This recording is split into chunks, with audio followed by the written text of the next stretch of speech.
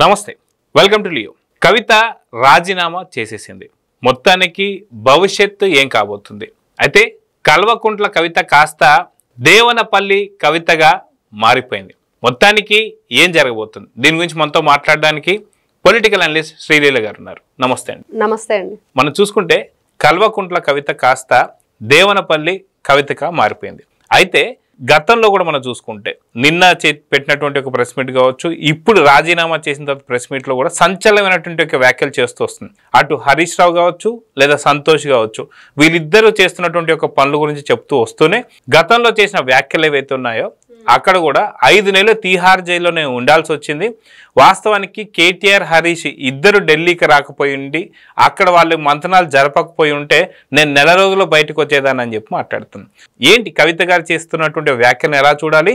టీడీపీకి సంబంధించి కూడా కొంత వ్యాఖ్యలు కూడా చేశారు. దీన్ని ఎలా తీసుకోవాలంట? కల్వకుంట్ల కవిత కాదు, దేవనపల్లి కవిత. అంటే ఈవిడ అంటున్నారు హరీష్ రావు ట్రబుల్ షూటర్ కాదు, ట్రబుల్ క్రియేటర్ అని. నిజంగా ఆయన క్రియేట్ చేస్తున్నారా లేకపోతే ఈవిడ అట్లా ఆరోపిస్తుందా? ఏం జరుగుతుందో అంటే మొత్తానికి ఈవిడ అసలు పార్టీ నుంచే బయటికి పంపించేశారు. నిన్నటి నుండి అందరూ కూడా ఎదురు చూస్తున్నారు. ఏంటి వాళ్ళేమో ఆల్రెడీ ఇచ్చేశారు. రవీందర్ కుమార్ అనే వ్యక్తి ఎవరో తనకి పూర్తి వివరాలతో పాటు రాజీనామా అంటే పార్టీ నుంచి సస్పెండ్ చేస్తున్నామని. కొంతమంది బీఆర్ఎస్ మహిళలు కూడా దానికి మద్దతుగా మాట్లాడారు. పార్టీకి నష్టం జరుగుతుంది, చాలా విభేదాలు సృష్టిస్తుంది, రకరకాల ఆరోపణలతోటి మేము ఈ నిర్ణయాన్ని తీసుకోవాల్సి వస్తుంది, కఠినమైన నిర్ణయాన్ని అని చెప్పారు. కానీ ఎప్పుడు కవిత అసలు ప్రెస్ మీట్ పెట్టిద్ది, దీని గురించి పూర్తి వివరణ ఇస్తుంది అని అంటే ఆ టైం రానే వచ్చేసింది, పెట్టేశారు. ఇప్పుడు కూడా గతంలో ఏం మాటలు మాట్లాడారో అవే మాటలు మాట్లాడుతున్నారు. కానీ ఇక్కడ చాలా మంది అనుకుంటున్నారు తెలంగాణలో కవిత కేటీఆర్, అక్కడ ఆంధ్రప్రదేశ్లో జగన్మోహన్ రెడ్డి షర్మిల అని. కానీ ఇద్దరికి కూడా సంబంధం లేని విషయం. ఓకే, వీళ్ళు పార్టీలను విభేదించటమో ఫ్యామిలీని విభేదించటమో జరిగిందేమో కానీ పూర్తిగా అసలు ఈ రెండు విషయాలకు కూడా సంబంధం లేనివి. అంటే ఇక్కడ జరిగింది ఏంటి, అక్కడ జరిగింది ఏంటంటే మరో విజయసాయిరెడ్డి రూపంలో ఇక్కడ కవిత అనేది మాత్రం అర్థమవుతుంది. ఎందుకంటే విజయసాయిరెడ్డి కూడా జగన్మోహన్ రెడ్డిని అంటలేదు, భారతీరెడ్డిని అంటలేదు. తర్వాత షర్మిలాని కొన్ని మాటలు అధికారంలో ఉన్నప్పుడు అతను పార్టీలో ఉన్నప్పుడు అనినా మళ్ళీ ఆవిడతో కలిసి ఏ విధంగా భోజనాలు చేయటం ఇవన్నీ జరిగినాయి, దానికి సంబంధించిన విషయాలన్నీ కూడా మనకు తెలుసు. ఆయన ఏమంటున్నాడు, కోటరీ ఉందంటున్నాడు. ఈవిడేమంటుంది, ఇక్కడ దెయ్యాలు ఉన్నాయి, ఒక ఇది నడుస్తుంది మీ మధ్య అని చెప్తుంది. ఇక్కడ ముఖ్యంగా ఆవిడ ఎవరు టార్గెట్ చేసింది అంటే హరీష్ రావు సొంత మేనత్త కొడుకు, ఇంకొక వైపు సొంత పిన్ని పెద్దమ్మ అవుతుంది వాళ్ళ కొడుకు సంతోష్. ఆవిడ మాట్లాడుతూనే హరీష్ అన్న లేకపోతే సంతన్న అని చెప్తూనే ఉంటుంది. అన్ని విషయాలు ఒకవైపు నుంచి గట్టిగా కౌంటర్ ఇస్తూనే ఉంది. అంటే వాస్తవానికి ఏదైతే హరీష్ రావు గారి మీద చేస్తున్నటువంటి ఆరోపణలు కావచ్చు, అదేవిధంగా చూసుకుంటే సంతోష్ గారి మీద చేస్తున్న ఆరోపణలు కావచ్చు, సో సొంత తండ్రి కాబట్టి పక్కన కూర్చొని చెప్పుకునేటువంటి ఒక అవకాశం ఉంటుంది. కానీ ఎందుకనో తండ్రి కూతురు మధ్యన గ్యాప్ చాలా పెద్దగా ఏర్పడిందా అంటే అవుననే సమాధానం వినిపిస్తుంది. ఎందుకంటే మొన్న తీహార్ జైల్లో ఉన్నప్పుడు కల్వకుంట్ల కవిత గారిని కలుస్తానికి వచ్చింది హరీష్ రావు గారు కావచ్చు, అదేవిధంగా కేటీఆర్ గారు కావచ్చు. కానీ వీళ్ళిద్దరు వచ్చినందుకు కల్వకుంట్ల కవిత గారు కూడా ఇప్పుడు దేవనపల్లి కవిత గారు అని చెప్పేసి అనుకోవాలనుకుంటా. అయితే కవిత గారు కూడా ఏమంటున్నారంటే వీళ్ళిద్దరు వచ్చినందుకే 5 నెలలు పట్టింది, లేదు అంటే నేను నెలలో బయటకు వచ్చేదాన్ని మాట్లాడుతుంది. కానీ తీహార్ జైలుకి సంబంధించి కనీసం ములాఖాత్కి కేసీఆర్ వెళ్ళకపోవడాన్ని ఎలా చూడాలంటారు? నిజంగా తండ్రికి కూతురికి మధ్యలో గ్యాప్ ఎప్పటి నుంచో పెరిగిందా, ఇప్పుడు పూర్తిగా బయటపడిపోయిందా అంటే ఏమంటారు? ఇక్కడ గ్యాప్ ఎందుకు వచ్చింది, కారణాలు ఏంటి? ఎవరైతే కవిత అని అనుకుంటున్నాం ఇప్పుడు వాళ్ళ అబ్బాయి పై చదువులకి విదేశాలకు వెళ్ళటానికి మరి తండ్రి ఆశీర్వాదం కోసం వెళితే అక్కడ కూడా ఆవిడకి నిరాశ ఎదురైంది అనేది అక్కడ ఉన్న వర్గాలు. మరి అదేవిధంగా బొగ్గుగనికి సంబంధించిన అధ్యక్షురాలుగా గౌరవ పదవి నుంచి ఈవిడ తొలగించడం దాని మీద కొన్ని విభేదాలు. ఈవిడకు సంబంధించి పార్టీలో ఎక్కడా కూడా ఆవిడకంటే ఒక ప్రత్యేకమైన స్థానాన్ని లేకుండా చేశారు. దానికి ఎవరు అంటే హరీష్ రావు, సంతోష్, వీళ్ళ పేర్లే ఎక్కువగా వినిపిస్తుంది. ఎంతసేపటికి ఆవిడ ఏమంటున్నారు, రామన్న వాళ్ళని చూసి నువ్వు కూడా నేర్చుకో, మరి నాన్నగారిని జాగ్రత్తగా చూసుకో. మరి ఈ వయసులో ఆ పెద్ద ఆయన సిబిఐ ఎంక్వైరీలంటూ కేసులంటూ ఇలాంటివన్నీ కూడా ఎదుర్కోవాల్సి వస్తుంది. వాళ్ళ చేతుల్లో మీరు కీలుబొమ్మలుగా మారారా లేకపోతే పార్టీని వీళ్ళు వాళ్ళ స్వలాభాల కోసం మారుస్తున్నారా? బంగారు తెలంగాణ అంటే ఎలా వస్తుంది? హరీష్ రావు సంతోష్ ఇంట్లో బంగారంతో వస్తుందా? అంటే అంత బంగారం ఉందా? తెలంగాణనే బంగారంగా మార్చేంత బంగారం ఉందని చెప్పి ఈవిడ మాట్లాడుతుందా? ఏ విధంగా చూడాలి? లేకపోతే పార్టీని అడ్డం పెట్టుకొని అంత బంగారాన్ని దోచుకున్నారని చెప్తుందా? మరి గతంలో ఏదో లారీ గుద్ది ఇసుక లారీ మరి చనిపోయాడు ఒక ఎస్సీ సామాజిక వర్గానికి చెందిన వ్యక్తి అంటే దానికి కూడా హరీష్ రావు వాళ్ళు ఫోన్ చేసి మరి పోలీసుల చేత అక్కడ ఉన్న యువకుల్ని కొట్టించారు. వాళ్ళు ఇప్పుడు కూడా చాలా ఇబ్బంది పడుతూ ఉన్నారు. మరి అదేమో ఆ నెగిటివ్ అంతా కూడా తనకు వచ్చింది కేటీఆర్కి. మరి దానికి ఎవరు కారణం? అన్నీ కూడా ఒక్కొక్కటిగా ఆవిడ వివరించుకుంటూ వస్తున్నారు. బీజేపీ ఉందని, లేకపోతే కాంగ్రెస్ ఉంది వీళ్ళ వెనకని, రకరకాల ఆరోపణలు చేస్తూ రకరకాలుగా వాళ్ళ గురించి ఉన్నవన్నీ కూడా బయటికి చెప్పుకుంటూ ఒకవైపు ఎమ్మెల్సీ పదవికి పార్టీకి కూడా ఆవిడ రాజీనామా చేసి ఆ పత్రాలు కూడా మీడియా ముఖంగా అందజేయటం జరిగింది. అంటే ఇక్కడ ఏం జరుగుతుంది, ఏం జరగబోతుంది అంటే పేగు బంధం కూడా పార్టీల ముందు దిగదుడుపుగా మారిపోయిందా?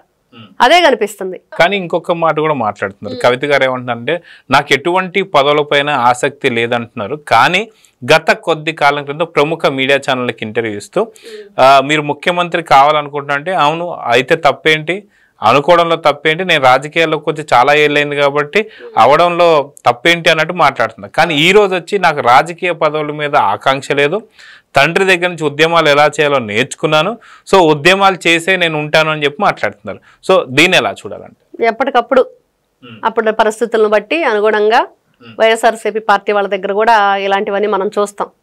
3 రాజధానులని, ఒక రాజధాని అని, లేకపోతే అసలు మెడలు వంచుతామని, వీళ్ళ మెడలు వంచుతారని మనకు అప్పుడు తెలియదు. ఆ విధంగా వీళ్ళు కూడా అలానే మాట్లాడుతుంది. గతంలో ఆవిడ మాట్లాడిన మాటలకి ఇప్పుడు మాట్లాడుతున్న మాటలకి సంబంధం ఉందా అంటే లేదు. ఎందుకు అలా మాట్లాడాల్సి వచ్చిందంటే అక్కడ ఓపెన్ గా ఆ ఇంటర్వ్యూలో చెప్పేసింది వాస్తవాలన్నీ కూడా. కానీ ఇక్కడికి వచ్చేటప్పటికి ఆ పరిస్థితులు, ఆ ప్రభావం, ఆవిడ రాజీనామా చేయటం, వీటన్నిటికీ మళ్ళీ ఇక్కడికి అనుగుణంగా మాట్లాడాలంటే తను మాట్లాడాల్సిన మాటలను మాట్లాడుతుంది. నిజంగా పదవి మీద ఆపేక్ష లేకుండా, వ్యామోహం లేకుండా పార్టీ కోసమే, ప్రజల కోసమే పనిచేస్తున్నాం అనేది నిజమా? నిజంగానే అలా జరుగుతుందంటే జరిగితే ఇవన్నీ రావు. 10 సంవత్సరాలు మీరు వరుసగా కూడా ముఖ్యమంత్రిగా పనిచేసినప్పుడు ఇప్పుడు 2018 ఏదైతే 2023లో ఎలక్షన్కి ఎందుకు మరి ఓడిపోయింది బీఆర్ఎస్ టీఆర్ఎస్ ఏదో అర్థం కాదు. అసలు ఎందుకు మారారో కూడా తెలియదు. ఎక్కడెక్కడికి వెళ్ళి వీళ్ళు మీటింగ్లు పెట్టారో చూసాం మనం. మరి ఆమె అక్కడ అమరావతిలో కూడా పెట్టారు. కానీ ఇక్కడికి వస్తే మాత్రం ఏపీ ప్రజలు ఉంటే దోపిడీ జరుగుతుంది.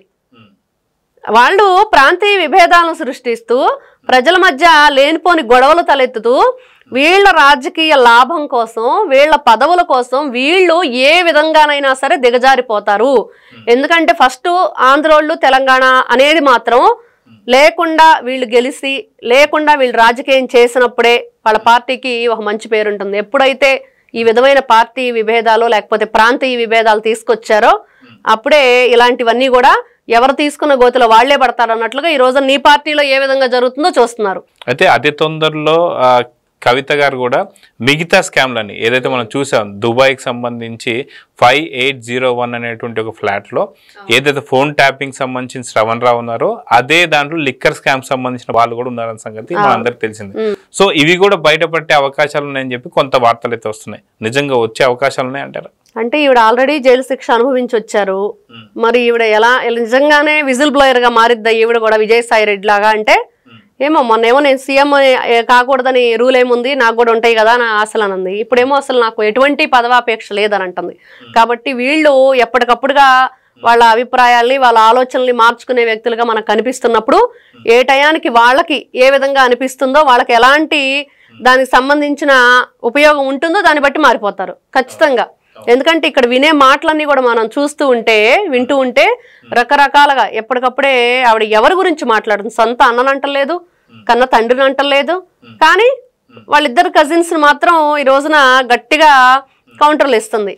ఏం జరుగుతుంది అంటే వాళ్ళిద్దరి వల్ల వీళ్ళకి ఈవిడ దూరం అవుతుంది అనే ఒక ఇన్సెక్యూరిటీ వల్ల ఆవిడ ఇలాంటి మాటలన్నీ కూడా వస్తున్నాయ్యా.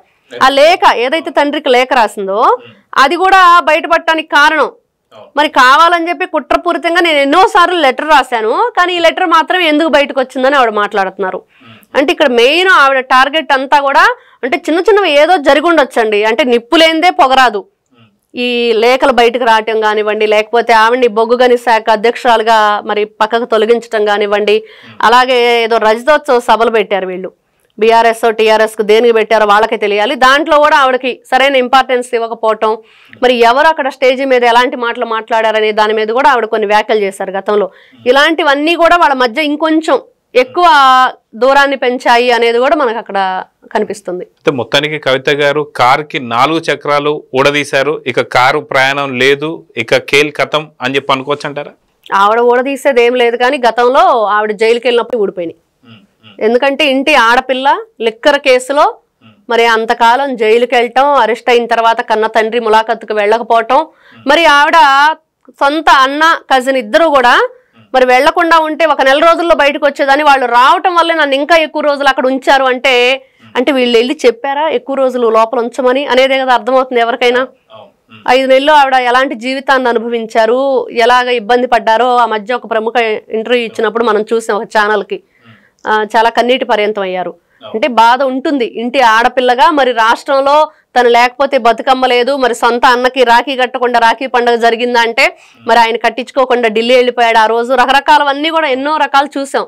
కానీ నిజంగా ఈవిడే ఆ కారు చక్రాలు పీకేసిందా అంటే వాళ్ళ మాటలు, వాళ్ళు ప్రాంతీయ విభేదాలు సృష్టించటం, ఇష్టానుసారంగా 10 సంవత్సరాలు కూడా వాళ్ళు చేసిన పరిపాలన, ప్రజల పట్ల ఎట్లాంటి చూయించారు వాళ్ళు అనేవి కూడా ఈ రోజున ఆ పార్టీ లేకుండా పోవటానికి, వాళ్ళ పతనానికి వాళ్లే కారణమయ్యారు అనేది మాత్రం క్లియర్గా అర్థమవుతుంది.